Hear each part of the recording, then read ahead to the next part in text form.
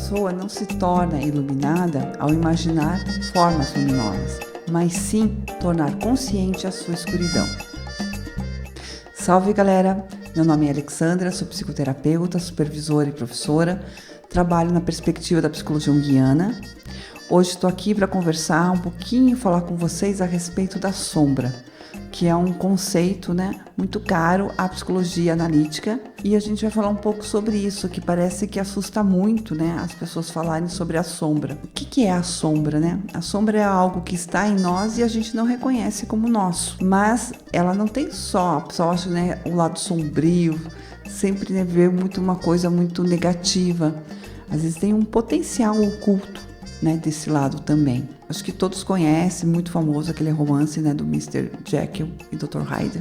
O Dr. Jekyll, um homem muito gentil, muito agradável, E o Mr. Hyde, uma pessoa que, um lado mais grotesco, um lado mais cabuloso.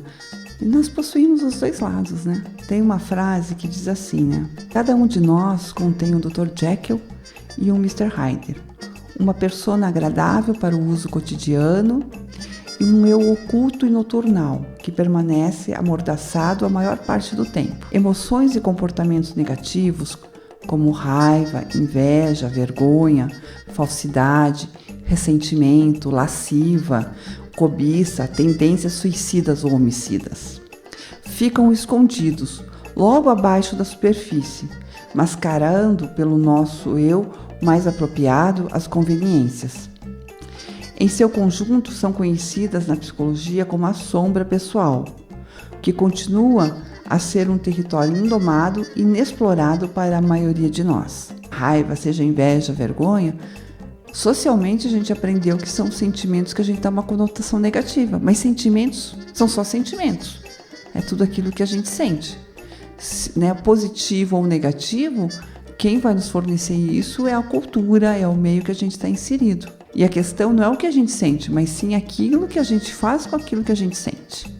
E aí, como é que entra nessa questão da sombra? Como é que a sombra vai se desenvolvendo na gente? Ela vai se desenvolvendo lá desde criança, porque a gente começa a aprender quais são os comportamentos que são mais apropriados, os comportamentos que deixam as pessoas mais felizes. Então, e tudo aquilo que é desagradável é como se a gente fosse colocando tudo dentro de uma sacola, E aquilo vai ficando lá na sacola. O Abraham Zweig, eles colocam, que os primeiros 20 anos da vida da gente, a gente vai colocando tudo isso dentro da sacola.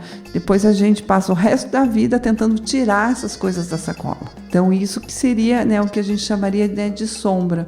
Claro que a gente precisa ter uma adaptação, na questão de convívio, com as pessoas, mas o grande risco é quando se nega a sombra. Não, imagina, eu não tenho sombra. A sombra ela é necessária até para a gente poder realmente enxergar.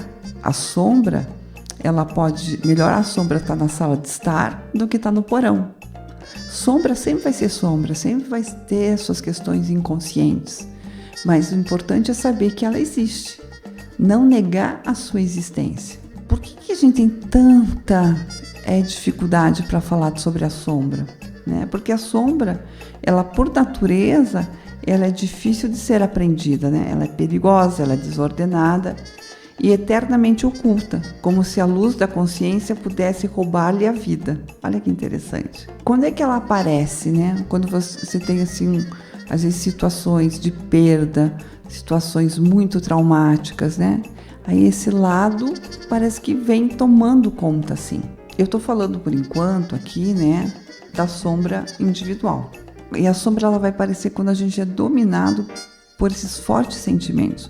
Quando a gente tá com uns sentimentos de muita raiva, que ele rompe assim de maneira inapropriada, inesperada, E sempre acusando o outro, Então, aí a gente pode saber que, tem uma pontinha ali da sombra que tá nos cutucando, E ela é inconsciente. A sombra, ela é inconsciente. Tanto que acho que tem alguns escritos do Jung que ele até coloca inconsciente como sinônimo de sombra.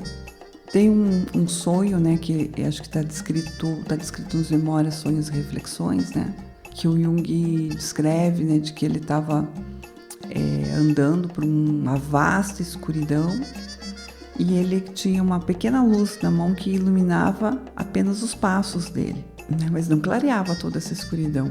Mas essa pequena luz, né, direcionava, ele conseguia caminhar por essa escuridão. E ele, né, coloca, né, que toda essa escuridão aqui é o inconsciente. E a luz, essa pequena luz, nossa consciência é uma pequena luz, né? Uma luz até fraca, mas que ilumina os nossos passos, mas não vai nunca clarear toda a escuridão. E como fazer, né, para se relacionar com a sombra? Acho que a primeira coisa é a aceitação da sombra, né? Isso é muito importante, né? Porque é incrível, né?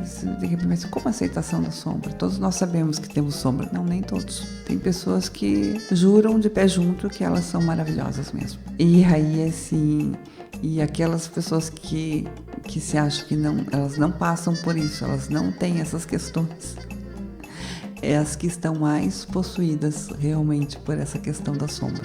Tudo aquilo que não é planejado, que acontece ali, né, de repente, faz você entrar em contato com esse lado da sombra, mas que também tem um potencial. Então a gente precisa do outro, né? A gente vai precisar. Assim como né, o outro funciona muito como um espelho pra gente. E vice-versa, né? Não é só que o outro é um espelho, a gente também é um espelho pro outro. Por isso que a questão ela é relacional. Então, quanto mais a gente consegue entender que a gente tem a sombra, que a sombra faz parte, né? Convidar ela para a sala de estar e não deixá-la presa no porão, vai nos fazer interagir com ela. Porque senão sempre o mal vai ficar no outro. Então sempre é o inimigo, né? O mal está lá fora. Não. Isso está tudo dentro da gente, né? Uma pessoa não se torna iluminada ao imaginar formas luminosas, mas sim a tornar consciente sua própria escuridão. A nossa consciência ela é limitada. Saber que existe muito mais, que existe coisas a mais. Então, assim, da gente ter esse exercício, fazer esse exercício, né, de poder ver as coisas de diferentes ângulos. E isso a gente vai fazendo uma ampliação. Claro, né, alguns têm alguma crítica, não, mas amplia e daí não fecha. Mas aí você volta para aquele teu ponto inicial. Você amplia e depois você faz a convergência. Para a gente poder terminar essa primeira explanação sobre a sombra, gostaria de trazer um poema do Drummond, que ele fala a verdade. Os homens descobriram onde estava a verdade. Só que só podia entrar meio homem de cada vez. Cada meio homem trazia meia verdade. Então resolveram arrombar essa porta e descobriram que a verdade eram feitas em partes. E essas partes não coincidiam entre si. Então coube a cada homem optar, e cada homem optou, de acordo com a sua miopia e seu capricho. Obrigado, pessoal, para quem ficou aí até o final, né, do vídeo. Se gostaram, né, desse conteúdo, curte lá, ativa o sininho, né, faz o like. Me sigam no Instagram, nas redes sociais, no Instagram, no TikTok, como Alexandra Massulini. E a gente se vê então no próximo vídeo, que eu vou continuar falando, né, sobre a sombra, falar um pouquinho sobre essa questão daí, né, da formação da sombra e como é que a sombra reflete, né, nas artes, no cinema, né, como que isso tá no nosso dia a dia sem a gente perceber, ok? Obrigado, valeu, salve galera! Uhul! Ah! Isso aí vai pro making off.